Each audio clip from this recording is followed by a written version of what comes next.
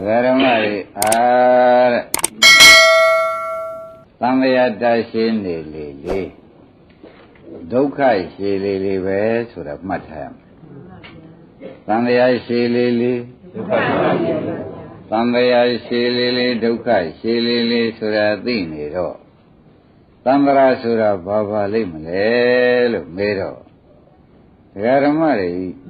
Who say behind? The say be the say fit, the say be the say fit, kitchen as a poison go. Hey, get it, we say, dear, feel like so light, feel like so light, feel like so light. The kind of feel like so light, feel like so light, so Mimi Bolai, Mimi Nambolai, Mimi Piesi light, Mimi Bolai, Mimi Piesi light, the Moody the Sun and the Bio didn't be off my. Davian Garamaru. Tandra Sura Babali, Mimi at the Miara, Tandra.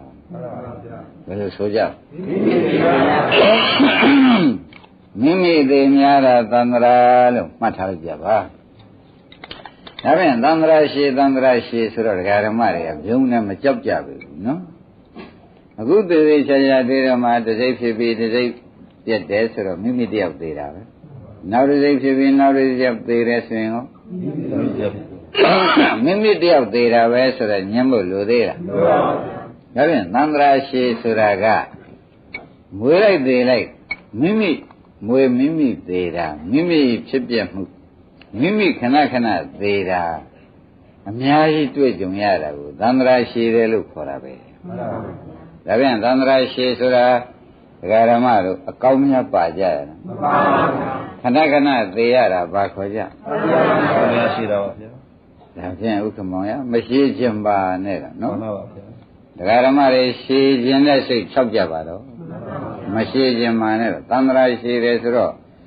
The Shah Damina, you like that, Kajaro, Damra she does, who won it, Diboa, Dilutenija. Moba, Wood Garamaro.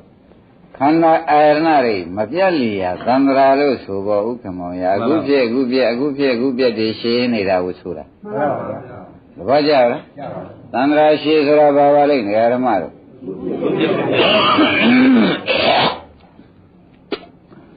A Gubia, Surari, Kanakana Mui, Kanakana de Kanakana Mui, Kanakana de, a name of Bahu Sujabali. A name of Bavana Mule, de like. Said Kupiala, said Kupiala, Bobia. Dudia said Kupiala, Dudia said Kupiala, Tadia said Kupiala, Tadia said Kupiala. Era Bakoja. Tandra Senida, Masona. Tavian, Tandra go to Bioja, Suro, a vision Senida, Tandra. Belumajam. A day Senida, Tandra, look, Punil Garamari, Machagama. A gay, Punigaraga. A day Senida, Tandra, look, Sura Garamariga. Punjara, Jayavi. Pouring Gijan, there is, and Kanago Bianchi. Kanago Bianchi like Okamoye, the Kuda Sega, Pia, Nakuda Sega, Bobby Pia, Nakuda Sega. There are the day of the Inamona. Davian, the agent said that, Bakoja. Davian, Tandra, Shijin Yadra, Lumir. Tandra Sura Boa Guma, Tandra, Divo Senira, a Besenira, Lebanesujam. The Abiogo, Oimbiara Gorgara Mariga, Mayum de Luchin, Yanek and Chila. Oimbiara Mayum de Yanek and Ajado, Sergeant Secretary, Polite Jelly, Sergeant Secretary Gala, Garamaro, Sergeant Secretary, Polite Jelly, and Yedalgeant Secretary, Polite Jelly. And I go canary there in Amhobar. Go canada when Yanakana there in Amhokan, the Alongaramaro, Vasujam. The Boba. Raven, did Dandra Higu, Garamariga, Piosiam Palu, Shidiara. Madilu Shitin. Very Sojava. Madilu Shidiana, Pune. Garamaria, Sicilia, Dana, the minute we are, Pune. Don't as a lay come up, you'll be taken up. Don't as a lay, don't be bad here. Don't let you be Garamaro. အဲ့တော့ပြုံးတာတွေကပြုံးတယ်ဆိုတာရှိသေးတယ်ပြုံးတဲ့နောက်ကသေးလိုက်လာတာပဲအဲ့တော့ပြုံးတဲ့နောက်ကသေးလိုက်လာတယ်မဲ့တယ်ဆိုတာတော့မှအဆုံးမရဘူးမဲ့တဲ့နောက်ကသေးလိုက်လာတယ်ဒါဖြင့်အသေးဆက်တာဘာခေါ်ကြအဲ့တော့ဘုန်းကြီးပြောတာကဇာတွေကပြောနေတယ်ကိုယ်တိုင်မြင်ဉာဏ်နဲ့ရှိပြီကိုယ်တိုင်မြင်ခြင်းဉာဏ်နဲ့ကြည့်ပေးလိုက်လို့ရှိရင်ဒါတဘောရဲမှာပဲအသေးပေါင်းဘယ်လောက်တုံးလို့မဲလို့ရှိရင်ဘယ်နဲ့ဖြေကြရုပ်ဘက်ကဆိုလို့ရှိရင်မျက်စိတစ်မိတ်ကိုဂရေ9000ရုပ်လဲနေတာနာမ်ဘက်ကဆိုဂရေ3သိန်းနဲ့မျက်စိတစ်မိတ်ကိုသေးနေတာအသေးပေါင်းမျက်စိတစ်မိတ်ရုပ်ဘက်ကဘယ်လောက်လဲ9000ဂရေ9000ဂရေလေးထိုက်ပါဦးမရုပ်ဘက်ကမျက်စိတစ်မိတ်မှာဂရေ9000ဒါကိုဥက္ကမောင်တယောက်ထဲလဲနေတာသေးလိုက်လဲသေးလိုက်အစားထိုးလိုက်သေးလိုက်အစားထိုးလိုက်လဲနေတာရုပ်ဘက်ကဘယ်လောက်တော့နံဘက်ကဂရေ3သိန်းနဲ့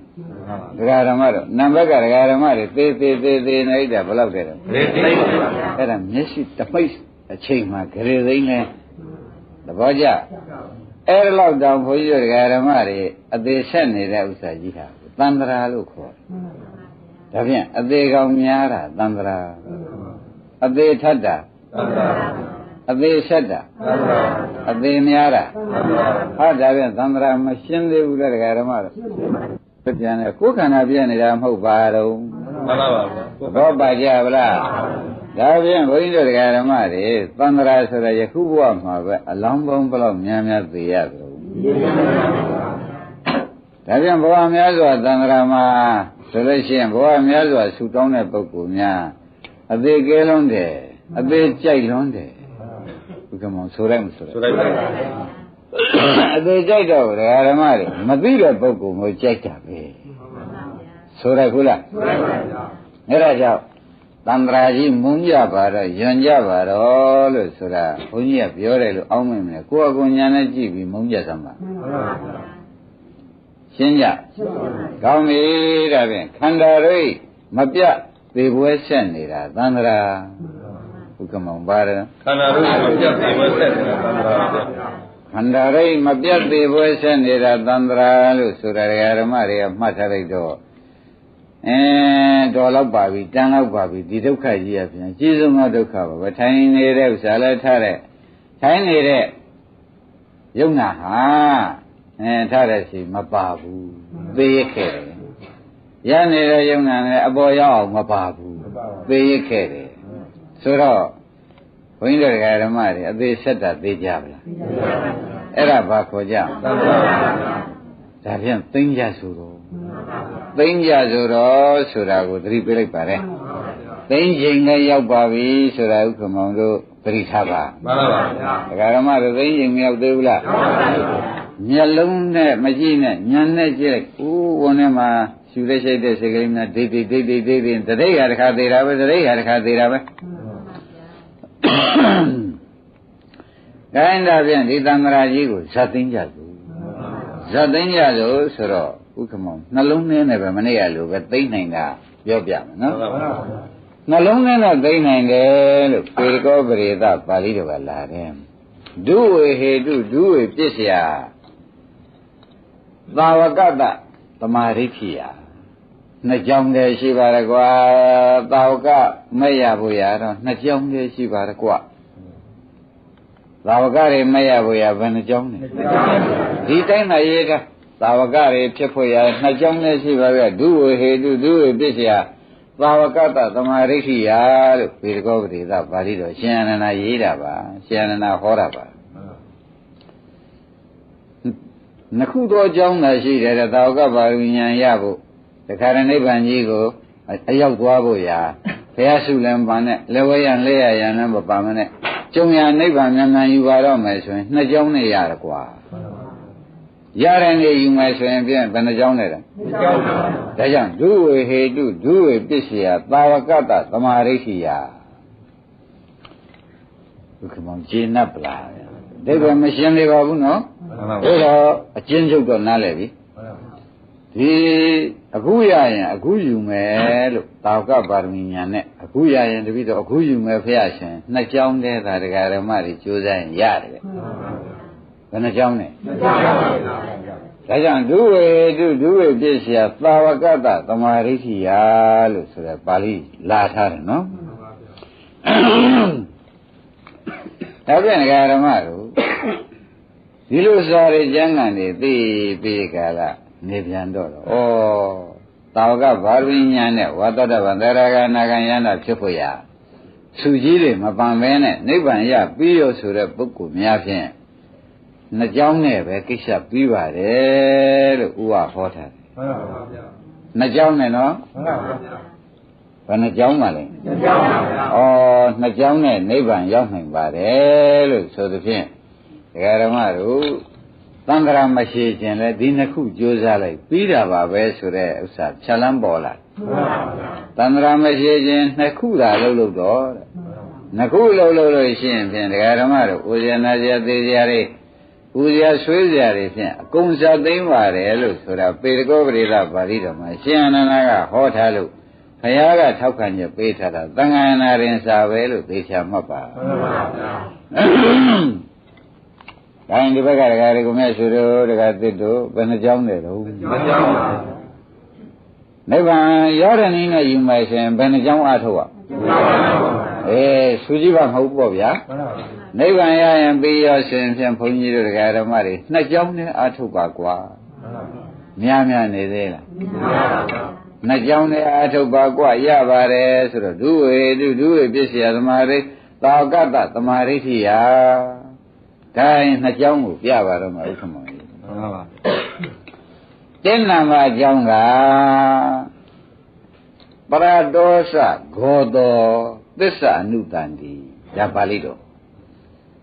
သစ္စာနဲ့ပတ်သက်တဲ့တရားနာရမယ်ဒါတကြောင်းသစ္စာတရားကိုနာရမယ်ဒါတင်းနာမအကြောင်းသစ္စာတရားနာရမှာကသေသေးချာချာစဉ်းစားဥက္ကမောင်သူပြင်တရားမပါဘူးမှန်ပါပါဘယ်တရားလဲသစ္စာတရားသစ္စာတရားနာမှုသည်တင်းနာမအကြောင်းပြီးသွားတယ်ဣဇတ်တင်းစယောနိသောမနတိကာရောမိမိခန္ဓာကိုယ်ထဲမှာနှလုံးသွင်းမှန်ရမယ်ဟောနှစ်ချက်ဗျာဒါကနှစ်နာမှတ်နော်မိမိခန္ဓာကိုယ်ထဲမှာနှလုံးသွင်းမှန်ရမယ်ဒါကနှစ်နာမှတ်နော်သစ္စာနဲ့ပတ်သက်တဲ့တရားနာမှုကမိမိဣဇတ်တခန္ဓာထဲမှာနှလုံးသွင်းမှန်မှုကသစ္စာတရားနာမှုကမိမိဣဇဒခန္ဓာထဲမှာနှလုံးသွင်းမှန်မှုကဤနှစ်ပါးနဲ့ပြည့်စုံလို့ရှိရင်ဖြင့်ဘယ်အချိန်မဆိုနိဗ္ဗာန်ရရကွာသိချပါ යි တကယ်လို့အတက်ဆရာလည်းသိကောင်းပါပြီမသိလို့သာကျတော့ရှာမတွေ့လို့သာဘာများလောက်ရပါမလို့ဆိုပြီးကြလားအတုပတွေလိုက်ပို့နေရတာကုသိုလ်ရတယ်ဆိုတာနဲ့နိဗ္ဗာန်ရတယ်ဆိုတာနဲ့အတုပလိုက်ပို့ရတော့မလားအောက်မေ့နေတဲ့ဥက္ကမောကြီးမှန်ပါဗျာအလူတန်းနဲ့ဖိတ်တာလိုက်ပြီးဒီကလာသူတို့အမျှဝေကိုယ်ကုသိုလ်ရတာပေါ့အဲ့ဒါနိဗ္ဗာန်ရတာလိုက်နေရမလားအောက်မေ့တယ်အခုတော့မဟုတ်ပါလားဟုတ်ပါပါဗျာဘာရတော့မြတ်တင်နာမကသစ္စာတရားနာပါနှစ်နံပါတ်ကမိမိခန္ဓာထဲမှာနှလုံးသွင်းမှန်သွားဖို့ဒီနှစ်ခုရှိလို့ရှိရင်ဖြင့်ကွာသာဝကပါရမီညာနိဗ္ဗာန်ရတာပါပဲဒကာဓမ္မတို့လေးလေးစားစားမှတ်စမ်းပါလို့ပြောလိုက်တယ်ဘယ်လိုတောင်းပန်ထားတော့ဘယ်တော်တော်လုံးဝမတွေ့ဘူးတဲ့ဒီနှစ်ခုနဲ့နိဗ္ဗာန်ရောက်ပါတယ်ဒီနှစ်ခုနဲ့သောတာပန်သရဂါနာဂံယန္တာဖြစ်နိုင်ပါတယ်လို့ဝေဒကောပရိသပါဠိတော်သေသေးချာချာဟောထားတဲ့ဥစ္စာကိုပဲတူတူနဲ့ရောက်နိုင်ရဲ့သားနဲ့ကျွတ်တို့လမ်းမသိလို့ကိုယ်သွားနေတာတွေဟာကဥက္ကမောအတော်မောနေပြီမောတော့ပါဗျာမဆိုးရဘူးလားတူတူရောက်နိုင်ပါရဲ့သားနဲ့ဟိုကိုယ်ဒီကိုယ်သွားနေရတာကြာကြဘူးလားကြာပါဗျာဒါဖြင့်ဒကာဓမ္မတို့ဒီကြာမှုကိုဇတ်သိမ့်ပြီးကာလဖြတ်တခါရောက်မှုကိုဂရုစိုက်လိုက်လို့ရှင်ဘယ်နှခုသာဂရုစိုက်ရမှာလဲနှစ်ခုရပါဘူးတင်းနာမကဘာပါလိမ့်သစ္စာတရားနှစ်နာမကမိမိဣဇဒခန္ဓာမှာနှလုံးသွင်းမှန်မှုရှိပြီးရောကွာဆိုတော့အမတန်ဖို့တန်နေပြီဥဝါရေကြည်ကြည်နတ်နတ်သဘောကျအဲ့ဒါပေကောပရိသပါဠိတော်ရှင်အနန္ဒဟောတယ်လို့သေချာမှတ်စမ်း ရှင်နာဟောတာဖယားကထောက်ခံရပေးတယ်လို့လည်းလင်းနေအောင်တခါလေးယူထားလိုက်တော့မှန်ပါပါကဲဥက္ကမမလွယ်လားဗျလွယ်ပါလေဗျကိုင်းဓမ္မတို့အကျယ်ပဲပြောတော့မှာနော်ဒီဟာလေးတော့ဖြင့်ဩတို့နိဗ္ဗာန်လိုချင်လို့ရှိရင်ဒီနှစ်ခုကြိုးစားရုံပါပဲလားဆိုတာလေးတော့ဓမ္မတွေဘက်ကကိုရှင်းရှင်းနဲ့မှတ်မိဗလားတဲ့နံပါတ်ကဘာလို့อ่ะတဲ့နံပါတ်ကခန္ဓာမှာနှလုံးသွင်းမှန်ရမိမိဣဇဒခန္ဓာမှာနှလုံးသွင်းမှန်ရမယ်မိမိခန္ဓာမှာနော်မိမိဣဇဒခန္ဓာမှာနှလုံးသွင်းမှန်ရမယ်ဒီလိုဆိုလို့ရှိရင်ဖြင့်သာဝကပါရမီညာနဲ့နိဗ္ဗာန်ရောက်တာပဲကွာသိကြပါလားသိကြပါဘူးသိဘုဒ္ဓံတော်ဘောလာဓမ္မတို့မနာဘုဒ္ဓံဒါလေးများဖြောက်ပြလို့ရှိရင်ဖြင့်ခင်ဗျားတို့အိမ်မှာရှိတဲ့ရွှေတို့ငွေတို့စိန်တို့ပြောက်တာဘာမှကိစ္စမရှိဘူးမှန်ပါဗျာငွေရင်ပုံမရှိဘူးမှန်ပါဒီဟာပြောက်သွားလို့ရှိရင်တော့ဖြင့်ခင်ဗျားတို့သံဃာခရီးမှာပဲဥပွဲနာပွဲသေပွဲအပယ်ငရဲတွေကငါဟာကြီးတာမှတ်ပြီတော့ဒါနှစ်ခုပြောက်သွားရင်ဒါနှစ်ခုပြောက်သွားရင်ဒီနှစ်ခုပြောက်သွားလို့ဒီဖမ်းမှုလေးပြောက်သွားပြီဒီနှစ်ခုတိုင်းခင်ဗျားတို့လုံးမှုလေးချွေးညက်ရှိမယ်ဆိုရင်ဖြင့်ဒီငါရွှေတို့ငွေတွေရောတရောပါရောအလုံးစုံကုန်ပြီးတော့ငါဘာနှမျိုးစရာမရှိဘူးဒီဟာကအလုံးစုံချမ်းသာကြည်ရမယ်ဥစ္စာပြောက်သွားတယ်မှန်ပါဗျာတပည့်ကြလားချမ်းသာအစစ်ရမှာကိုဥက္ကမောပြောက်သွားတယ်မှန်ပါဗျာဒီနှစ်ခုပြောက်သွားရင်လေမှန်ပါဗျာခိုင်းဓမ္မတွေဒီနှစ်ခုပြောက်ရဲပါမလားမပြောက်ရဲပြောစမှခင်ဗျားတို့ဘာလို့ကဲသစ္စာတရားနာဒီလိုခန္ဓာမလုံးသွင်းပါဘူးဒါတော့မပြောက်စင်းနဲ့နော်ဒါတော့ပြောက်လို့ရှိရင်ဖြင့်ဓမ္မတို့အပယ်လေးပါးတွေကလည်းငါ့ပစ္စည်းဖြစ်ရတော့မယ်ပူဇော်နာကြသေးကြတွေရောကိုယ်ပစ္စည်းအကုန်ဖြစ်ရတော့မယ်ဆိုရှင်မျိုးစုံကိုဟာအကုန်ဖြစ်မှာရှင်မျိုးစုံကိုဟာဖြစ်ကိုဟာအကုန်ဖြစ်ရမယ်ဆိုတော့ဘာပြောက်သွားလို့တုံးဆိုတော့အိုးနိဗ္ဗာန်ရောက်တရားဒုက္ခသိမ်းတဲ့တရားပြောက်သွားလို့ဒုက္ခထဲမှာပဲပင်လယ်ဝေးနေခဲ့ရတယ်ဆိုလိုက်မဆိုလိုက်ဒါဖြင့်တရားလေးဖြင့်ဥစ္စာရင်တို့ဖြောက်လို့တော်ပါမလားတော်ပါဘူးဗျာဓမ္မတို့အရေးကြီးတာကိုတော့မဖြောက်နဲ့နော်သားလေးပျောက်သွားတာအရေးမကြီးပါဘူးသမီးလေးပျောက်သွားတာအရေးမကြီးဘူးဘာဘုရားမြတ်စွာကပျောက်ဘူးလားခွဲဘူးလားသေဘူးလားဆိုတာဥက္ကမောင်သားတွေရိုးနေတဲ့လမ်းတွေပါမရိုးသေးဘူးလားဒီဟာကတော့ခုမှတွေ့ပြီးကလည်းကျုပ်ပြမမှန်မှုခဲ့ဘူးဆိုလို့ရှိရင်ဖြင့်ဒကာဓမ္မတို့ကိုယ်ပိုင်ပစ္စည်းဖြစ်ရမှာတွေကဒုက္ခကြီးပဲအဲ့ဒါဆိုရင်တော့ဓမ္မတို့ရွှေတို့ငွေတို့စိန်တို့များတို့ဒီပျောက်တာအရေးမရှိပါဘူးဒီနှစ်ခုပြောက်သွားလို့ရှိရင်ကိုကျိုးအကြီးကျယ်နေပေါ်လို့သုံးဖြတ်ချက်ချစမ်းပါဘာလိမ့်ဒီနှစ်ခုကဒီနှစ်ခုမှန်လိုက်လို့ရှိရင်နိဗ္ဗာန်ရောက်တယ်သောကပါရမီဉာဏ်ပြည့်ပြီးနိဗ္ဗာန်ရောက်တယ်ဆိုတော့ဘာပါရမီမှမလိုတော့ဘူးကွာဒါနှစ်ခုလုံးလိုက်ုံပဲဟိုကကျင့်납ဗလားအားလုံးဓမ္မတွေကလေးနဲ့ပြောနေတာအဖို့တန်လွန်းလို့မှတ်လိုက်စမ်းပါအဖို့တန်လွန်းလို့ဘုရားမြတ်စွာဘုရားကဒီလိုနှစ်ခုသာတွေ့ပြီဒီနှစ်ခုရှိဘူးပြီးဒီကလာဒီနှစ်ခုတည်းလုံးလို့ပါတော့မယ်လို့ဆရာတော်ဥက္ကမောင်နဲ့ဘုန်းကြီးနဲ့တွေ့เสียမရှိတော့ပါဘူးမှန်ပါပါရှိသေးရဲ့လားရှိပါဘူးသူလည်းဒုက္ခကသိဉ္ဇဉ်ဟိုပုဂ္ဂိုလ်ဟောတဲ့ပုဂ္ဂိုလ်လည်းဒုက္ခကသိဉ္ဇဉ်အနာတဲ့ပုဂ္ဂိုလ်လည်းဒုက္ခကသိဉ္ဇဉ်ဘာဘူးမှမရှိတော့ဘူးရှိရမြင်ရသေးရဲ့လားအဲ့ဒါကိုဒီရွှေရုံငွေရုံမကပျောက်ခဲ့တဲ့ဘဝကရခဲ့တဲ့ဘဝကမရှိတော့ဘူးအမတမချွတ်တော့မှာသံဃာထဲမှာပေရာကိုသေတာကိုခန္ဓာကြီးဖြစ်နေငရဲတွေကတကူငရဲကြီးဖြစ်နေဘယ်အဖြစ်ငါမြောက်ဖူးဘူးလို့ရှိရလားရှိပါဘူးအဲ့ဒါတော့ဆင်းရဲတွေ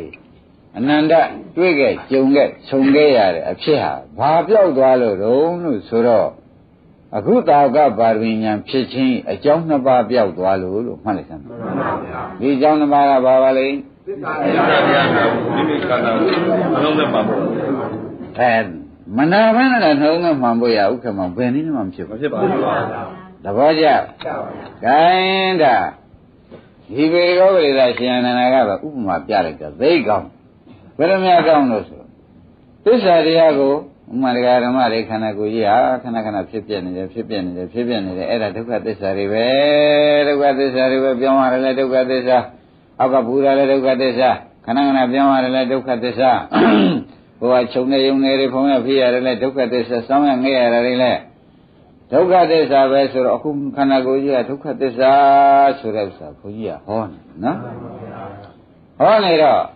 ဒကာဓမ္မတွေမှာဩ ဘုန်းကြီးဟောနေတဲ့တိုင်ခန္ဓာကိုယ်ကြီးကဖြင့်ဒုက္ခသစ္စာတဲ့ဒုက္ခသစ္စာတဲ့ဒုက္ခသစ္စာတဲ့ဆိုတော့သိလုံးလေးတော့ရောက်သွားညာတော့ဗရင်ရင်သိလုံးလေးရောက်သွားမှန်ပါပါညာတော့ဗရင်ရင်သိလုံးလေးရောက်နေတော့ဒီသိနေတဲ့အချိန်မှာပဲဒကာသစ်တို့ကိုမြတ်ရွှေတို့ကိလေသာရှိသေးလားဒီမရှိပါဘူးဩဒါဖြင့်ကိလေသာမရှိတော့ဘူးဒီချိန်နဲ့ကိလေသာမရှိတော့ဘူးတဘာလို့လဲဆိုဩဒါဒုက္ခသစ္စာဒါဒုက္ခသစ္စာလို့ကြားနေရတယ်တော့တို့သိရတယ်ဒါရဒုက္ခခန္ဓာကိုယ်ကြီးဒုက္ခအခုပေါ်လာတဲ့စိတ်ရဒုက္ခသစ္စာပြည့်သွားတယ်ဒုက္ခသစ္စာကြောင်းရွှင်နေရတဲ့ဒုက္ခသစ္စာခြုံယုံနေရတဲ့ဒုက္ခသစ္စာဖုံးမိနေရတဲ့ဒုက္ခသစ္စာကြောင်းရငဲ့ရတာကိုဒုက္ခသစ္စာအခုဒုက္ခသစ္စာတွေဟုတ်လိုက်တာဒုက္ခသစ္စာတွေလို့ဒီတရားဒုက္ခသစ္စာတရားနားနေရတာဟုတ်ဗျနားနေတာဥက္ကမောင်တဏ္ဍာမဒီနားတဲ့အချိန်မှာကိလေသာကြောင်းဝင်သေးရလားမှန်ပါဗျာဩဒါဖြင့်ဒကာဓမ္မတို့ဘုရားသခင်ကိုယ်တော်ကြီးကဥပမာချင်းလာတယ်သူတစ်တုံးတစ်ခုမီးရှို့တော့မယ်ဆိုအထဲမှာအစေးတွေရေတွေခြောက်နေတဲ့တစ်တုံးကိုမီးတင်ရှို့မယ်ဆိုလို့ရှိရင်ဥက္ကမောင်လွယ်မှာပဲလွယ်ပါပါဗျာအစေးတွေရေတွေဝင်နေတော့မလွယ်ပါဘူးဒီမှာလေတဲ့သစ္စာတရားနားနေတဲ့ခိုက်တံမှာဒကာဓမ္မတွေတန်ကိလေသာအစေးတွေခြောက်နေတယ်အဲ့ဒီအချိန်မှာဒီအစ္ဆဒကိုဒကာရဲဟောတဲ့အတိုင်းခန္ဓာကိုယ်ကြီးကဖြစ်နေပါကလားလို့ဆိုတဲ့နှလုံးသွင်းမှန်လိုက်လို့ရှင်တခါတည်းနဲ့ဒီပွဲတဲ့သောတာပန်ကြည်သွားတာဘာလို့ကိလေသာခြောက်နေတော့မမင်းနဲ့ရှို့ရတာမှန်ပါဗျာတော့ကြပါလားကိလေသာခြောက်နေတော့မ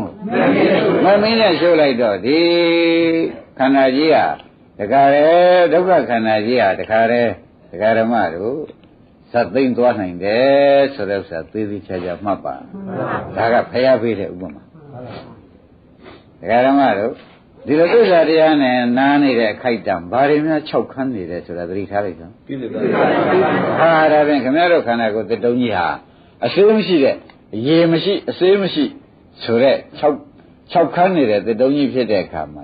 နှလုံးသွင်းမှန်မှန်နဲ့ဒါတွေဟာအဟုတ်ကိုဒုက္ခသစ္စာတွေပဲဖြစ်ဒုက္ခပြည့်ဒုက္ခတွေပဲလို့ဥက္ကမောနှလုံးသွင်းကြည့်လိုက်စမ်းပါရတယ်မဉ္ဇဏ်နဲ့ပေါ့ဗျာမှန်ပါပါတခါတော့ဒီခန္ဓာကိုယ်ကြီးတွေတဲ့ကိလေသာအစေးလျှောက်တဲ့အချိန်မှာမိရှို့လိုက်တဲ့အခါကျတော့မလောင်မခံနိုင်သေးရလားမခံပါဘူးဒါပြန်မဉ္ဇဏ်နဲ့တခါတော့ခန္ဓာကိုယ်ကြီးကိုဒုက္ခသစ္စာခန္ဓာကိုယ်ကြီးမိရှို့ပြလိုက်တဲ့အခါကျတော့ရှင်ခန္ဓာကိုယ်ပျောက်ပြီးကြတာနိဗ္ဗာန်ပေါ်ပေါက်လာတဲ့မဉ္ဇဏ်အစစ်ဖြစ်လာတာပဲကွာမှန်ပါဘူးဒါပြန်သစ္စာတရားနာအောင်ဆိုတာကကိလေသာအစေးချောင်းလုပ်တာမှန်ပါဘူးအစ္ဆဒကိုနှလုံးသွင်းမအောင်လှုပ်လိုက်ဆိုတာကမိရှို့ပြလိုက်တာဟုတ်ဥက္ကမောဘလောက်ဘုဒ္ဓံမှန်ပါပါ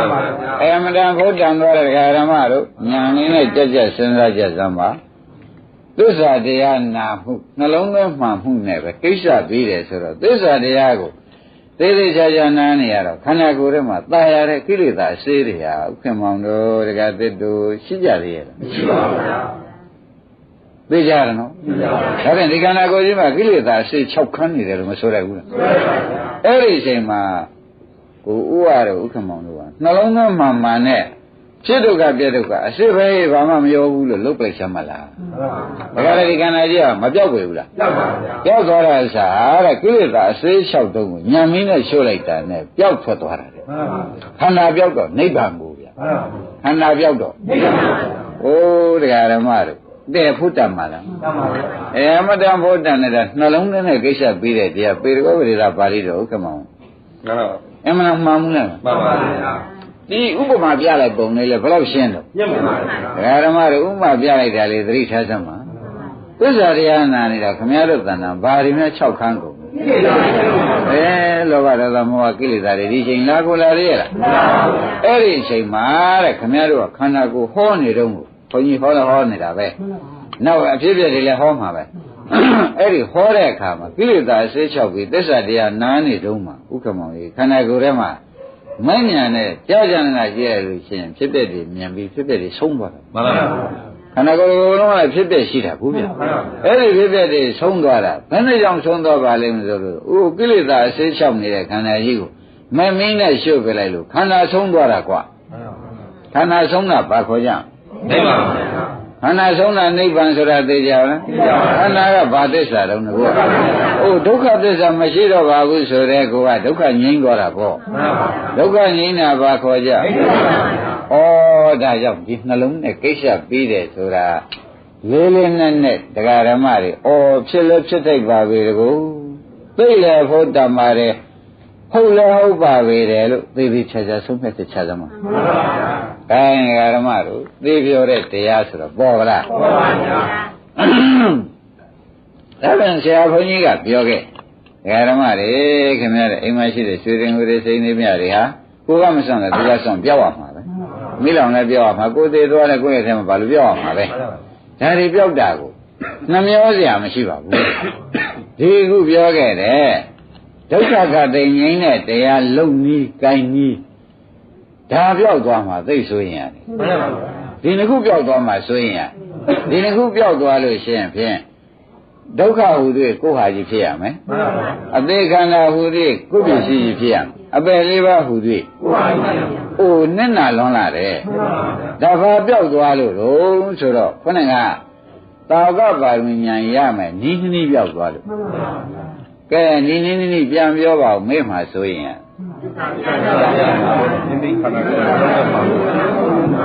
မိမိခန္ဓာကိုအစ္ဆဒခန္ဓာမှာနှလုံးသွင်းမှမှုဤနှစ်ခုပြောက်လို့ဤနှစ်ခုသာခင်ဗျားတို့မှတ်မိမယ်ဆိုရင်ဘယ်ချိန်မဆိုးသစ္စာတရားလေးလဲခန္ဓာကိုယ်ထဲမှာဥမာရကောတာရှိတဲ့ပုဂ္ဂိုလ်ရကောတာဖွင့်နားနေလိုက်နာပြီးခန္ဓာကိုယ်ထဲနှလုံးသွင်းမှအောင်လို့ဩဟုတ်တာပဲဒုက္ခသစ္စာတွေပဲလို့နှလုံးသွင်းချလိုက်စမ်းပါဥက္ကမောင်ရနာလဲနာတော့ကကိလေသာဆေးကဘယ်နဲ့နေတော့6ပါဗျာဟာခန္ဓာရင်ကိလေသာဆေး6နေတော့ကိုဒကာဓမ္မတို့ဒီခန္ဓာကြီးကဒုက္ခသစ္စာကြီးကိုညံမင်းနဲ့ဒကာဓမ္မရဖြစ်ပြပဲဒုက္ခသစ္စာအစစ်ပဲဆိုပြီးညံမင်းနဲ့ရှုပ်ပလိုက်တော့ဖြတ်ဆိုခန္ဓာပြောက်ထွက်သွားမပြောက်ဘူးလားအဲ့ဒါအစေး6နေတော့မီးရှို့လိုက်တာကိုဗျအဲ့ဒါဒီခန္ဓာပြောက်တာဘာခေါ်ကြမလို့ခန္ဓာချုပ်ငြိမ်းရုပ်သိမ်းတာဘာခေါ်ကြမလို့နေရာကြိုက်တာတရားဓမ္မတို့နိဗ္ဗာန်ကိုတခါတည်းမိမိအားထုတ်ရင်မှတ်တယ်ခန္ဓာကြီးရှိရင်ပြောက်သွားပြီးကြလားနိဗ္ဗာန်ကိုအားထုတ်နေတဲ့ပုဂ္ဂိုလ်ညာနဲ့တခါတည်းသွားပြီးကြလားရှိကကန့်လန့်ကြီးနေတဲ့ဒုက္ခသစ္စာပြောက်ပြီးကြလားနောက်ကချောတဲ့ဖြစ်တဲ့နိဗ္ဗာန်ကြီးဘွားနဲ့ပေါ်လာတယ်ရှိကကန့်လန့်နေတဲ့ဒုက္ခသစ္စာဘာဖြစ်သွားနောက်ကအမတမจิตတို့အကြိုက်ဆုံးဖြစ်တဲ့ချမ်းသာစီကြီးပေါ်မလာဘူးအရင်တော့ရှိကဒုက္ခသစ္စာကန့်လန့်လုံးနေတာရိပ်မိဗလားအဲ့ဒီကန့်လန့်ကြီးကိုခေါင်းကမမင်းနဲ့ရှို့ပလိုက်တော့ဥက္ကမောင်ဘာပေါ်လာတော့နိဗ္ဗာန်ပေါ်လာအိုးဒါဖြင့်နိရောဓပေါ်လာမှန်ပါပါနိရောဓဆိုတာခန္ဓာနိရောဓနိဗ္ဗာန်ခန္ဓာနိရောဓဖြစ်တဲ့နိဗ္ဗာန်ပေါ်လာတယ်ခန္ဓာကဘယ်နဲ့ကြောင့်ချုပ်ငြိမ်းသွားပါလိမ့်မလို့ဆိုတော့အစေးချောင်းနေတဲ့ဒုံကြီးမမင်းနဲ့ရှို့ပလိုက်တာကွာဘယ်လိုမှကြအစေးချောင်းမမင်းနဲ့ရှို့အစေးပဲတော့ကချောင်းနေတော့မေးတော့သစ္စာတရားနာစင်းမှာသူကအစေးချောင်းသစ္စာတရားနာထဲမှာကိလေသာအစေး1900ကိလေသာအစေးတွေအစည်းတွေဒကာဓမ္မတို့ဘာမှဖြစ်ဘူးနာတော့ကတည်းကသဘောကျအဲ့ဒီအချိန်မှာတခါတည်းခန္ဓာထဲမှာဖြစ်ဒုက္ခပြက်ဒုက္ခကိုပိုင်ပိုင်နိုင်နိုင်တခါတည်းနှောင်းသွင်းအစ္ဆဒထဲမှာနှောင်းသွင်းတာမှအောင်တွေ့ချလိုက်သွင်းချလိုက်လို့ရှိရင်တခါတည်းကိစ္စပြီးသွားတာဒကာတည်းနိဗ္ဗာန်ရောက်တယ်ဆိုတော့အစေးလျှောက်တုံးမမင်းနဲ့ရှုလိုက်လို့ခန္ဓာပြောက်တကွာခန္ဓာပြောက်တော့ခန္ဓာဆိုတော့ဘာသစ္စာဒုက္ခသစ္စာပြောက်သွားတာဒုက္ခသစ္စာပြောက်သွားတော့ဒကာဓမ္မတို့ကိုယ်တဏ္ဍာမှာဒုက္ခမရှိဘူးဆိုတာကိုယ်တိုင်မသိရဘူးလားကိုယ်တိုင်ဆိုတာကခွနဲ့မဉဏ်ဖုန်ဉဏ်နဲ့သိတာကိုဆိုတာဥက္ကမောင်ရမှန်ပါပါဗျာရိပ်မိဗလားဒါပြန်အစေးလျှောက်တုံးမှာမိရှုတဲ့ဥပမာနဲ့ဘုရားကရှင်အနန္ဒာကသေသေးချာချာဟောတဲ့တွေ့ဒကာဓမ္မတို့ရွှေတို့ငွေတို့စိန်တို့မြတို့ကြောက်ထုပြောက်တာရေးမကြည့်ဘူးဒီတစ်ခုပြောက်သွားမှသိဆိုရင်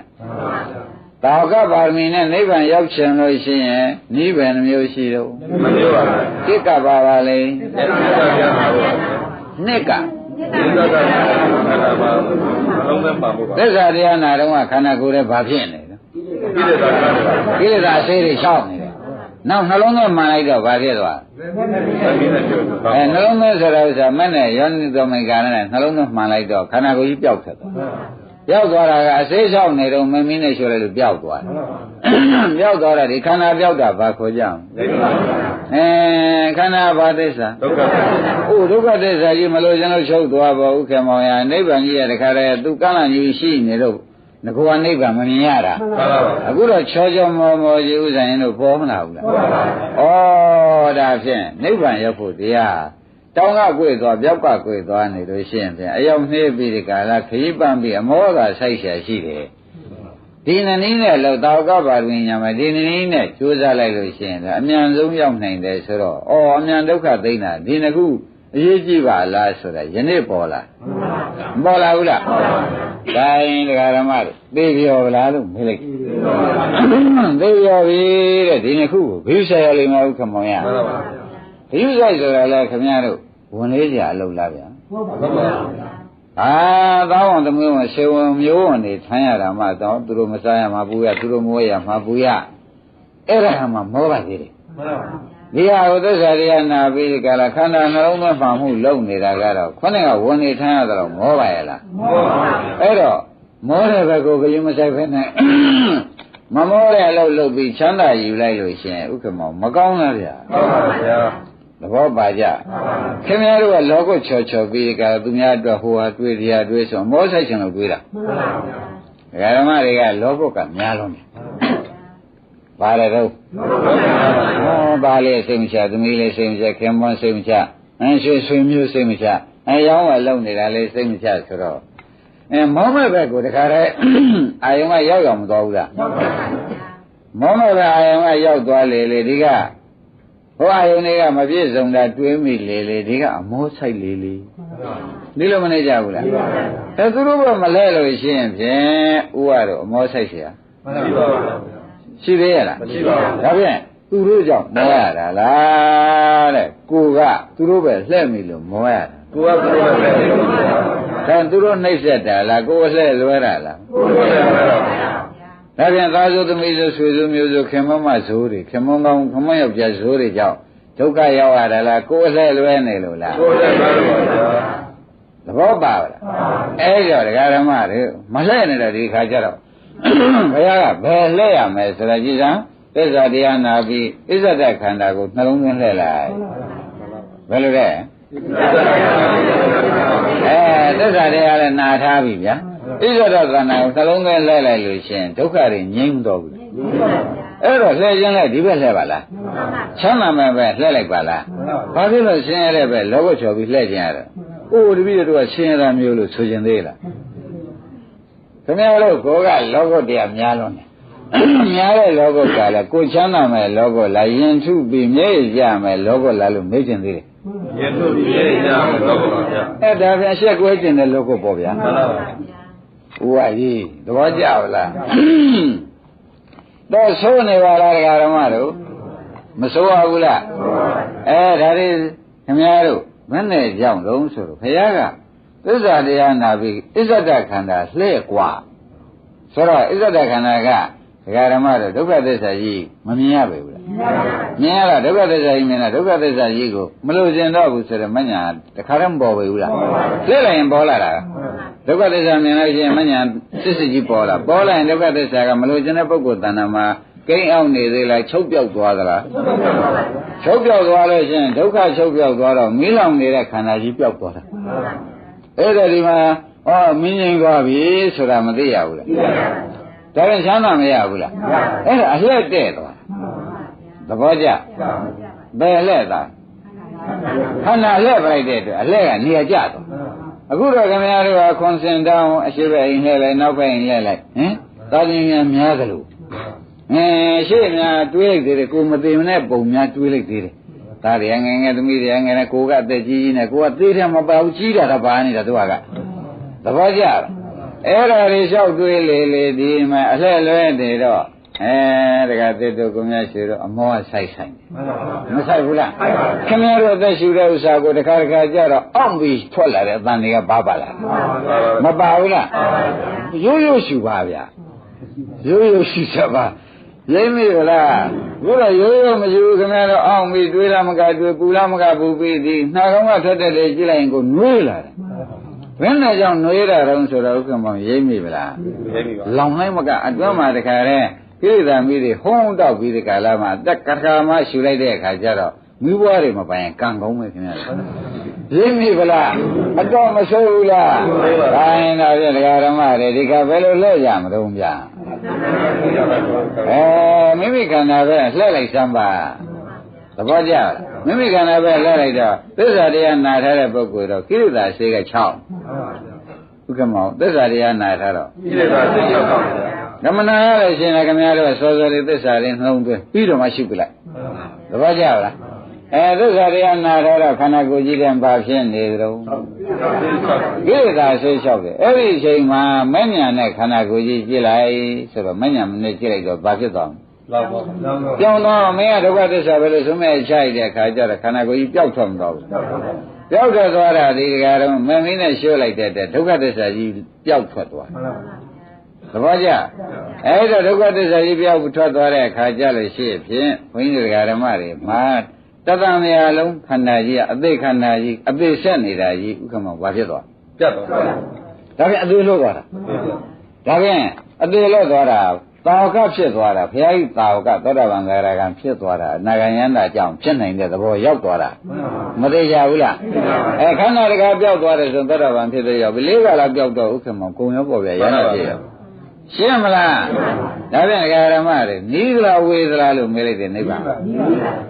နီးရနဲ့ဘာဖြစ်လို့တုံးတော့မေးလို့ရှိရင်ဖြင့်ဓမ္မတို့အလှဲ့လွဲနေလို့မှန်ပါပါဗျာအနာကလည်းလွဲအလှဲ့ကလည်းမှန်ပါပါအနာကလည်းသစ္စာတရားမနာမိသဘောကျလားနှလုံးသွင်းကလည်းဓမ္မတို့အစ္ဆဒနှလုံးမသွင်းမိပြင်ဘက်ကိုတခါသားသမီးဆွေမျိုးညာတခါဘက်ကိုသွားနှလုံးသွင်းမိနှလုံးသွင်းကလည်းလွဲသဘောကျလားတရားနာကလည်းနှလုံးသွင်းကလည်းအိုးအလွဲစီလောက်တာပြဒီလောက်ကြံနေတာတော်သေးဒီခန္ဓာလေးတွေတရားဝေခင်ဗျားတို့ဝါဖြူဖြူနဲ့တရားနာလေးလာနိုင်တာတော်သေးနှမို့လာနိုင်ဖို့တောင်အချိန်မရှိတော့ဘူးဘာလို့တော့မေးတဲ့အခါကျအလွဲစီလောက်နေတော့သိချင်းသိမဲ့ဘက်ကကတ်နေမကတ်ဘူးလားအခုဒီလောက်သားရည်လေးနဲ့တရားပွဲမှာတရားဓုလေးရကြံတို့ဒါလေးနှစ်ခုအခုကြားပြန်တော့တော်ပဲတော်သေးရဲ့လို့ဥက္ကမောဆိုရသေးတယ်မှန်ပါပါဗျာရှင်းမလားရှင်းပါပါအိုးနဲ့မဟုတ်လို့ရှင်းမယ်ရွာရင်တယောက်တယောက်လက်တို့ပြီးဒီကလာအပူသေးချင်းများညှိပြီးဆွေးနွေးပြီးမျက်ရည်များပြိုင်ကြခေါင်းချင်းများဆိုင်နေတယ်တပုံကြီးများအတော်ဆိုးတာကမဆိုးဘူးလားအတော်ဆိုးတယ်တော်ဆိုးတယ်ဒကာဓမ္မတို့အဲ့ဒါအစ္ဆဒလည်းမလဲဘူးသစ္စာလည်းနှလုံးသွင်းဘူးသစ္စာလည်းနှလုံးသွင်းအစ္ဆဒလည်းမလဲတော့တခါတည်းလောင်းနေလိုက်တဲ့ဖြစ်ချင်းဟာဒကာဓမ္မတို့အနားရှိသေးရဲ့လားရှိပါဗျာပောက်တဲ့ဆေးလေးကအရသာများပါသေးလားစားတဲ့ဓမ္မငါမြို့ကြလိုက်တာသိလိုက်သေးရဲ့လားဘယ်ရင်သိလိုက်ဘူးမြတ်ဒီလောက်ရှိအောင်ဆိုးရနေတယ်ဆိုတော့ပေါ်လားဥပါကြီးဒါတွေကတော့ရိုးနေပြီဆိုကြတယ်ရိုးပါပြီအမလေးဒကာဓမ္မတို့ဒါကဒီကရှိရပြောင်းပါအောင်မြနော်ဘယ်တရားနာရမလဲနှလုံးသွင်းတဲ့အခါဘယ်ဘက်လဲရမလဲမိမိခန္ဓာကိုယ်ရဲ့ဖြစ်ပြဘက်ကိုလှည့်ပြီးဖြစ်ပြဘက်ကိုလှည့်ပေးလိုက်လို့ရှိရင်ဖြင့်သစ္စာတရားနာတော့ကကိလေသာအစေး6လို့မိရှုလို့ကောင်းတဲ့အထည်ဖြစ်ပါပြီသဘောကျလားနောက်နှလုံးသွင်းမှန်တဲ့မဲနဲ့ကြည့်လိုက်တဲ့အခါကျတော့တခါတည်းခန္ဓာကိုယ်ကြီးမလိုချင်တဲ့ညာရောက်ခြင်းကြောင့်မလိုချင်တဲ့မဲနဲ့မြင်လိုက်တဲ့အခါကျတော့မလိုချင်လို့ကိုပျောက်ထွက်သွားသဘောကျမလိုချင်တော့ဘာဖြစ်ပျောက်သွားတဲ့အခါကျတော့ပျောက်တာဘာသစ္စာပျောက်တာဘာသစ္စာတော့ပျောက်သွားတာကလေပျောက်သွားတာကဒုက္ခသစ္စာပေါ့ကွာသဘောကျကိုရှိတယ်မဒီတခါတည်းတုံကြီးမိရှုလိုက်လို့ပျောက်သွားတာဒုက္ခသစ္စာအဲ့တော့ပျောက်သွားတော့ကိုတို့ကဖြင့်ဒုက္ခဟူသည်မရှိဘူးဆိုပြီးဒီကလာအဲ့ဒီဒုက္ခမရှိတာကိုနောက်ကမဉ္ဇဏ်ကမသိဘူးလားအဲ့ဒီအသိခံရတာကမှနေရတာသစ္စာရှင်းမလားပျောက်သွားတာကတော့ဖြင့်ဒုက္ခသစ္စာပဲနောက်အသိခံရတာကနေရတာသစ္စာဆိုတော့ဒကာရမတို့ဒီကရှိပြန်ခင်ဗျားတို့ရွာ3ရက်3မျိုး3ပေါ့ဗျာအရေးရှိလက်တို့ပြီးပူဇော်ရှာပြောကြဒီသွားတွေဥက္ကမောင်ကုန်းဖြုတ်ချုပ်ထိုက်ဘူးလားမချုပ်တယ်လို့ရှိရင်ဖြင့်ကိုမီးလောင်သေးခြင်းလို့ဒီလိုပဲရမရတချို့ဒကာရမတွေကသားတဲ့တွေးတော့သားမီးလောင်တယ်သမီးတဲ့တွေးတော့မီးလောင်ကိုယ်အတွက်ရှင်းရင်တော့ရေးတွေးပြန်တော့ကိုကြီးသူများလောင်တဲ့မီးကိုဒကာရမတွေမလုပ်တတ်ဘူးကိုလောင်တဲ့မီးကြီးကျိုးဆက်တတ်တယ်ဆိုရင်ဟောသဘောကျအဲ့ဒါနဘူးပေါ်လက်တင်ခင်ဗျားတို့ကကိုမီးရှို့မဲ့ဇက်ခင်းတော့မလို့ဆိုတော့သိနေပြီခွန်ကြီးတို့ကနဘူးပေါ်လက်တင်ဘာလို့မလို့ထင်တော့ခင်မီးရှို့ရှင်းမှဖြစ်ရလေခင်ဗျားတို့သူ့ဘာသာမျိုးလားဗျဟုတ်လားသူ့ဘာသာဆိုလို့ရှိရင်တော့သူများမီးရှို့ ရိပ်ပြီဗလားအမတမတရားဓမ္မတွေဆိုရတယ်ဆိုတော့တော့အတို့မျိုးကဟေးနိဗ္ဗာန်ရောက်တဲ့မျိုးသူကသာမျိုးမဟုတ်ဘူးကွာတခါလဲဆိုရင်ဘုရားလက်တင်ကိုယ့်ကိုမရှိတဲ့လုံမလုံးနဲ့ရိပ်မိဗလားဒါနာအောင်ပြောတာလားအမှန်ပြောတာလားနဘုရားလက်တင်လို့ရှိရင်ဒီကရှိကိုမျိုးကိုပြန်ပြီးဒီကလာငဲ့ပါဦးတို့ကဘုရားမျိုးကွာသဘောကျလားသူကသာမျိုးမဟုတ်ဘူးကွာလောက်ပါတရားဓမ္မတို့ရဲတင်းနဲ့မလို့ရဘူးလားအဲ့ဒါခင်ဗျားတို့ကဖော်များရှာလိုက်သေးတယ်။ဩကလေးတွေအိတ်လိုက်ကြတာဘာမှမတွေးတတ်ရှာဘူး။သူကမီးမရှို့တာသေးပဲ။ရိပ်မိဗလား။ကိုကတော့ပြန်ကွန်စင်တောင်းကိုမီးရှို့နေပြီကလေးတွေအိတ်တာ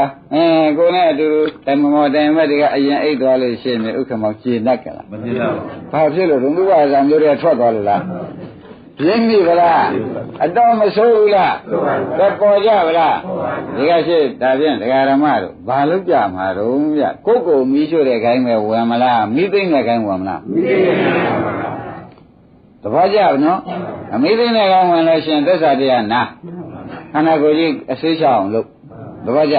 အစိချပြီးကာလမဉ္ဇဏ်နဲ့ဒီခန္ဓာကိုယ်ဒုက္ခသိမ့်အောင်လုပ်ပလိုက်ခမောင်ရမပြီးသေးဘူးလားအဲ့ဒီလိုပြီးသွားတဲ့နည်းဟာဒကာဓမ္မတို့ပေရကောပရိသပါဠိတော်မှာသေးသေးချာချာလာတယ်သေးသေးချာချာလာတယ်နော်ဒါရင်ဒါဖြင့်ဒါဘယ်ချိန်တုံးလို့မေးဖို့လိုလာတယ်တဲ့ပေရကောပရိသရှင်အနန္ဒာကအခုဒီနှစ်ခုဟာလောက်တော့လောက်ရတာမှာဘယ်ချိန်များလောက်ရမှာတုံးဆိုတော့ဒကာဓမ္မတွေတဲ့ဘုရားလက်ထက်ကကြည့်ပါတဲ့ဒကာဓမ္မတို့ကိုဟေမာတို့ဘုံ90ဘဝနေပြီးသတ္တဂိရိတို့ဟေမဝဒတို့ကဘုရားခင်ဓမ္မစကြာဟောနေလို့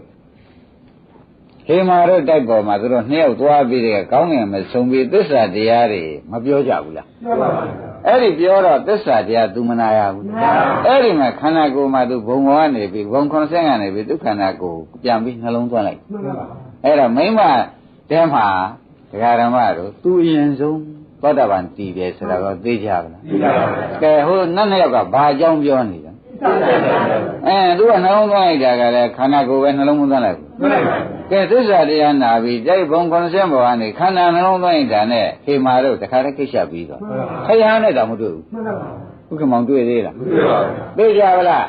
အဲ့တော့ခင်ဗျားတို့ကဘုရားနဲ့တွေ့ဖို့ဒီလောက်အရေးမကြီးဘူးသစ္စာနဲ့တွေ့ဖို့ကအရေးကြီးတာမှန်ပါဗျာတပည့်ကြလားကြပါဘူးဥက္ကမောင်ဘာအရေးကြီးလဲသစ္စာနဲ့တွေ့ဖို့အရေးကြီးပါဘုရားနဲ့တွေ့ဖို့ကအရေးကြီးပါဘူးဥပက္ခကြီးဘုရားနဲ့တွေ့တာသစ္စာနဲ့မတွေ့လို့ဟောကြောက်ကြလို့သာဝရနဲ့အိမ်အောင်ကြလို့မနှဲမောင်းထုတ်လို့ဟမ်မှန်ပါပါမင်းမြင်ဗလားဘုရားနဲ့တော့မတွေ့ဘူးလားတွေ့ရလား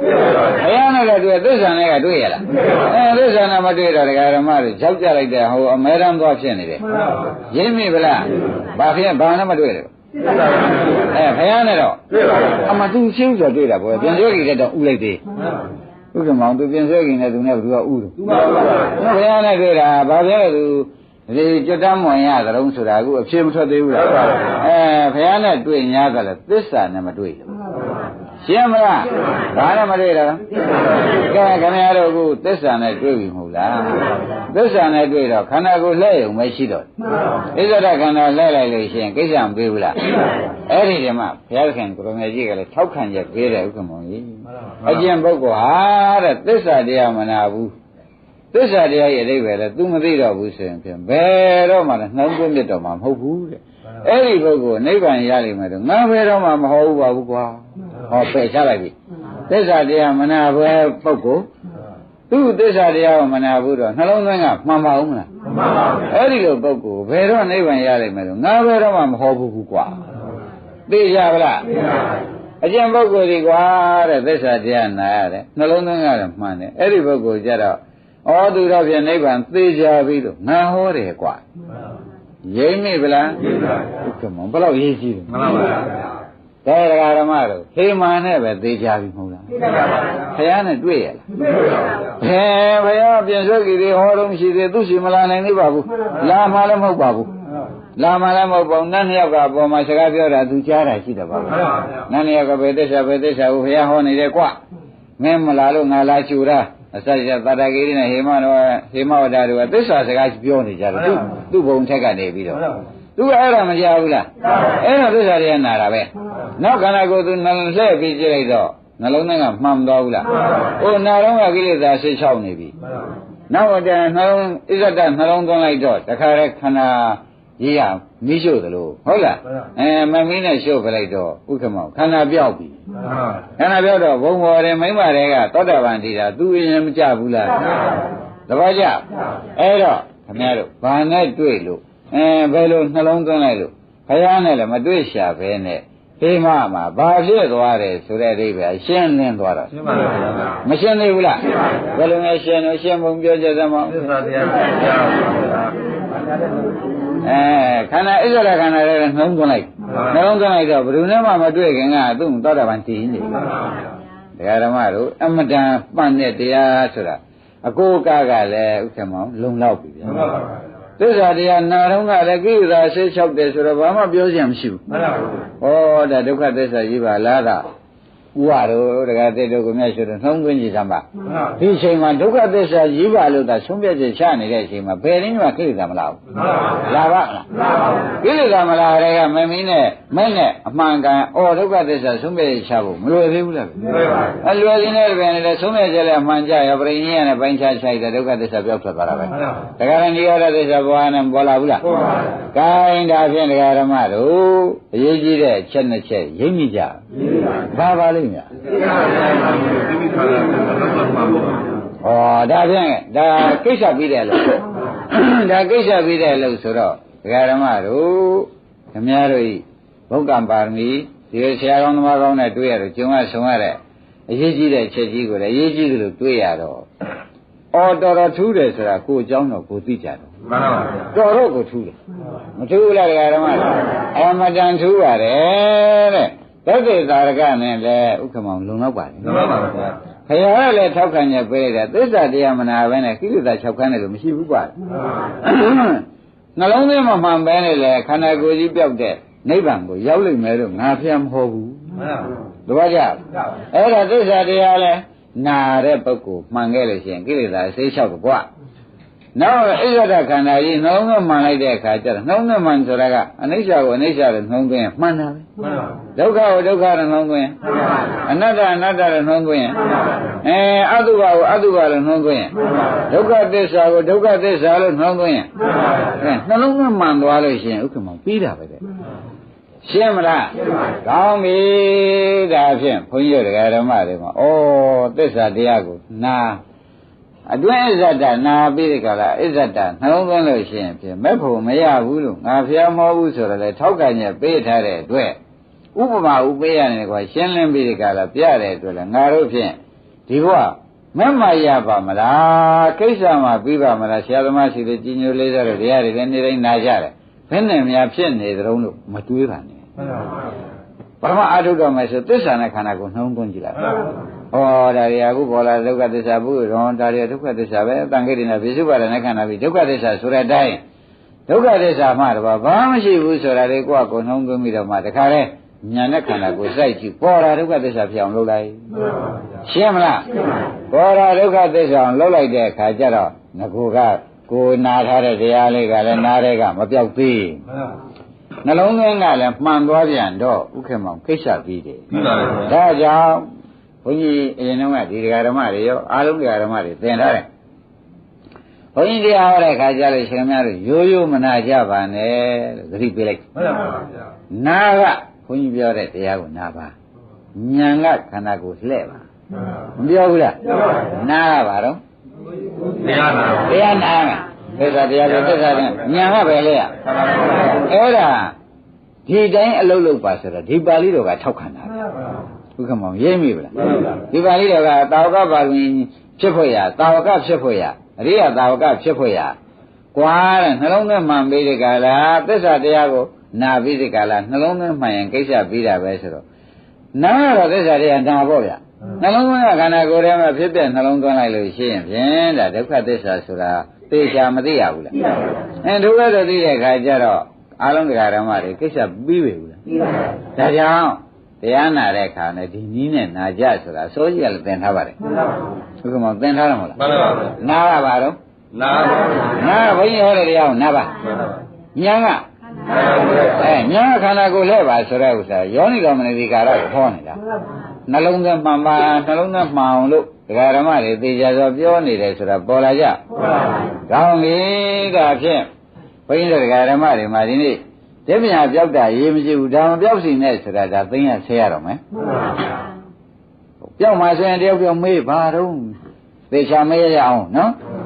ဘာဘုန်းကြီးဒီနေ့ဘာအရေးကြီးပြောပါလိမ့်မလို့ဆိုတာဥက္ကမောင်တာပြောက်ခွာဆိုးရမဆိုးရဘူးလား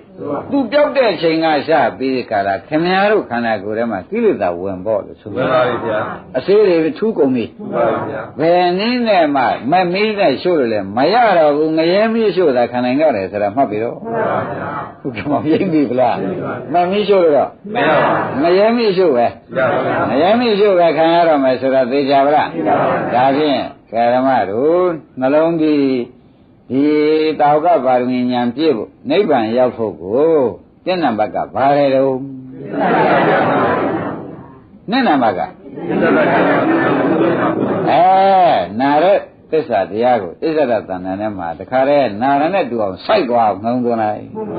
နှလုံးသွင်းနေတဲ့ပြိုင်တဲ့ထဲဒကာဓမ္မတို့အစေး၆တုံမီးရှို့ရတဲ့အတွက်ခန္ဓာပြောက်တယ်ကိလေသာအစေး၆တုံကိုမမီးနဲ့ရှို့ရတဲ့အတွက်ခန္ဓာပြောက်တယ်ဆိုတာသဘောကျနေရာကျလိုက်တာဥက္ကမောကြီးအမှန်နေရာကျပါတယ်ဒကာဓမ္မတို့အမှန်နေရာကျပါတယ်ဒါဖြင့်ဘယ်အချိန်လုံးလို့မေးတဲ့အခါကျလို့ရှိရင်ဖြင့်ဘုန်းကြီးကနေတိုင်းမဲ့သစ္စာမပါတဲ့နေ့တည်းရှိရလားရှိပါဘူးဗျာသစ္စာပါတာကြီးပဲနော်အဲ့ဒါသစ္စာပါတယ်ကိုသစ္စာနာတော့မဲ့ခန္ဓာကိုယ်ထဲမှာဘုန်းကြီးကဒါဘယ်ဝိညာဉ်နဲ့ခန္ဓာဟောနေတယ်ဘယ်ဝေဒနာခန္ဓာဟောနေတယ်အဲ့ဒါလေးတွေကိုခင်ဗျားတို့ကဖြစ်ပြတဲ့ဒုက္ခသစ္စာပဲလို့ကမှန်မှန်လုံးလုံးသွင်းလိုက်လို့ရှိရင်ဒီတရားပဲဆုံးသောဗန္တရာယနာဂယနာဖြစ်တာကြီးပဲမဖြစ်မရှိပါဘူးတဲ့ပါဠိတော်မှာလည်းဥက္ကမောင်ဒီတိုင်းလားမှန်ပါဗျာရင်းမကြလားမှန်ပါဗျာဒါဖြင့်ဒီတဲ့ဒကာဓမ္မတို့ကျင့်တာလည်းမလိုတော့ပါဘူးဒီတဲ့ကျင့်တာများရှိသေးလားမရှိတော့ဘူးဆိုတဲ့ဥစ္စာအထူးသဖြင့်သိကြပါလေကဲဒါဖြင့်ဒကာဓမ္မတို့တန္တရာရှိခဲ့တဲ့လက်တယ်ဖြင့်ဥက္ကမောင်ကောင်းကောင်းပေါ်ပေါ်ပြီဒကာဓမ္မတို့သစ္စာတရားလည်းမနာဘူးဟိအစ္ဆတလည်းနှလုံးသွင်းမှုဟိဩဒီနှစ်ခုတို့အချော်ကြီးချော်ပြီးကြတာတကယ်လက်နဲ့ကောင်းကိုပဲတခါမှမရဘူးလို့အပြောက်ကြီးပြောက်လို့အနစ်နာချင်းနစ်နာခဲ့ရတယ်ဆိုတာကိုမြတ်ဆိုလို့ရိပ်မိရပေါ့ရိပ်မိဗလားဒီပညာပြောက်တာဘာမှအရေးမကြီးပါနဲ့ဒီလိုရင်းနှစ်ခုပြောက်သွားမှာဥက္ကမောင်ရေအရေးကြီးထားစမ်းပါမှန်ပါပါပေါ်ကြဗလားဒါဖြင့်ခொနဲ့ကဟေမာပြေနှက်ပလားပြေနှက်ပါသတ္တဂိရိနဲ့ဟေမဝတ္တတို့ကသူ့ဘုံမော်လာဟောတာလားသူတို့ကသူတို့စကားပြောနေတာလားအဲ့ဒါသူကနေပြီးသစ္စာတရားနားနေတာအောက်ကသစ္စာတရားနားနေရတော့သူကခိုးနာလည်းမဟုတ်ပါဘူးသူတိုက်ဆိုင်တော့သူတို့ကသူတို့ပြောလို့ကိုယ်ကကြားတာရှိတယ်အဲ့ဒီအချိန်မှာသူဒီဘုံခေါ်တဲ့ပေါ်မှာဥက္ကမောင်ခန္ဓာလှည့်လိုက်တယ်ခန္ဓာနှောင်းသမောင်မလှည့်လိုက်ဘူးလားလှည့်လိုက်တာဟေမာဘာဖြစ်တယ်လို့ဟိုအဲ့ဒီတော့သူ့တဲ့ဥတဲ့လူများရှိသေးတယ်။ကိုင်းတရားဓမ္မတို့ဒါဘာပါရမီနဲ့ဘာများလုပ်သေးတယ်လို့မေးလို့ရှိရင်ဘာမလို့ခုသစ္စာတရားနာပဲခုနှလုံးသွင်းတဲ့တာပဲ။အခုနှလုံးသွင်းတဲ့တာနဲ့အခုဘုံကောင်းတဲ့ပေါ်မှာအခုကိုယ်ပဲပယ်လေးပါးတကားပြီးတဲ့သောတာပန်ဖြစ်တာပဲ။သိကြပါလား။ဒါဘာများလုပ်သေးတယ်။ဒါဖြင့်ဒကာဓမ္မတို့ဒီနှစ်ချက်အတော်မိတယ်ဆိုတာကိုသိကြပါလားအဲတော့ပေတကောပရိသပါဠိတော်ကလည်းဥက္ကမောင်ဒီတိုင်းလားမှန်ပါပါဘုရားကထောက်ခံရပေးလိုက်တယ်ကအစေးရှိတဲ့သစ်တုံမီးရှို့ခြင်းတော့ရှို့တနေ့လုံးရှို့မရဘူးကွာမှန်ပါပါမပြောဘူးလားပြောပါအစေးမချောင်းအောင်လုပ်ပြီးမှမီးရှို့ခဲ့သည်ရှိတော့တဲ့မီးရှို့ခြင်းနဲ့မီးရှို့ခြင်းအကြောင်းမှန်တယ်လို့မဆိုရဘူးလား6တာမီးရှို့ရင်လောင်းမှာပဲမချောက်တာမေးရှုံနေတော့အဲ့ဒီတိုင်းပဲတဲ့မင်းတို့ဒီသစ္စာတရားနာရမှာကိလေသာအစေးက6ပါတကွာတပည့်ကြသစ္စာတရားနာရမှာမြတ်မို့ခန္ဓာကိုယ်ထဲမှာတခါတည်းကိလေသာတွေကပြန့်နှံ့ပြီးဒီကလာမျက်လုံးနဲ့ကိလေသာပေါ်လိုက်နားတယ်ဟောကိလေသာတွေကကိုယ်ပေါ်မှာအကုန်ပေါ်လာတာပဲကိုယ်ပေါ်မှာပဲကိလေသာတွေကဟိုနေကနှွေးတယ်ဆိုဟိုနေကတဏှာပေါ်တာပဲဒီနေရာအေးပြန်အေးချက်တယ်လို့အေးတဲ့နေရာတဏှာပေါ်တာပါဇက်ကလည်းတော့ကြဟိုကဆက်ရှင်တရားဆက်ရှင်ပါဇက်ပေါ်တဲ့တဏှာတွေကလာလိုက်မျက်လုံးတွေကလည်းဟိုကကြီးကောင်းတဲ့တရားခင်းနေဆက်ရှိတဲ့နားထဲမှာလည်းကိလေသာဆေးတွေကအပြအနာခန္ဓာကိုယ်တစ်လုံးလုံးမှာလျှောက်ရှိမရှိပဲဘူးလားအဲ့ဒီဆေးတွေကဘယ်တော့မှမလျှောက်တာဘူးအကုန်လုံးဒုက္ခသစ္စာတန်ခိတ်ဒိနာပြစ္ဆုပါဒနိုင်ခန္ဓာပြီးဒုက္ခသစ္စာလို့ ဆိုလိုက်တော့မှအစေးတွေကဘာဖြစ်ကုန်ဘယ်နေရာကြံသေးအဲ့ဒီမရောက်တဲ့မကြံတဲ့အချိန်ကြမှာခင်ဗျားတို့ကဝိပဿနာလုပ်နဲ့နှလုံးသွင်းပြီးခန္ဓာကိုယ်အတွင်းကိုနှလုံးသွင်းလိုက်ဣဇဒနှလုံးသွင်းလိုက်တဲ့အချိန်ကြတော့မှဩဒုက္ခသစ္စာတကယ်ဒုက္ခရှိရေမျောဘူးဆိုပြီးဆုံးဖြတ်ချက်ချလိုက်တော့မှဒုက္ခတွေချုပ်ပြီးခန္ဓာပြောက်တယ်ခန္ဓာပြောက်တာဘာသစ္စာပြောက်တဲ့ခန္ဓာကဒုက္ခသစ္စာပြောက်လို့စားထိုးလာတာနိရောဓသစ္စာဆိုတော့သိကြပါလားဩဒါဖြင့်ဘယ်နဲ့ကြောင့်ပြောက်လွယ်ပါလိမ့်မလို့ဆိုတော့အဆွေးမရှိတဲ့ခန္ဓာသစ်တုံးဖြစ်လို့မိရှုလို့လွယ်တယ်ရိပ်မိဗလားဒါဖြင့်ဒကာရမတို့နှလုံးထဲဒီနည်းညဟောတလုံးကပါပါလိမ့်နောက်တစ်လုံးကပါပါလိမ့်ဒါဆိုရင်နိဗ္ဗာန်ရပြီသောတာပန်သရဂါနာဂံယန္တာဖြစ်ပြီဆိုတော့သိကြပါလားဒီနှလုံးထဲတော့ဖြောက်ပြရင်တော်ပါမှာဒါလေးလေးစောစောသိစားမယ်သိသိရမယ်ပြည့်စည်ဆိုတာကိုရှင်းလင်းမလားရှင်းပါပါကဲဒါရင်ဒီနေ့ဒီရင်တော်ကြစို့